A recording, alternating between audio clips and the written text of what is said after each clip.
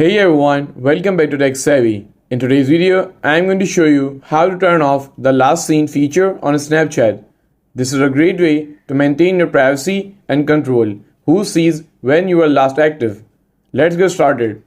First, open up the Snapchat app on your phone. Once you are here, tap on your profile icon at the top left corner of the screen.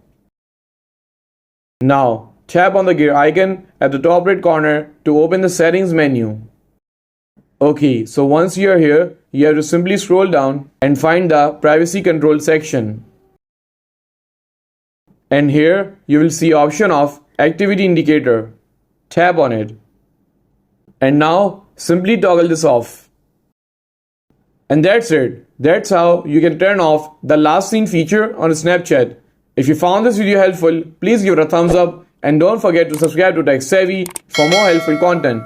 And I will see you in the next video. Thanks for watching.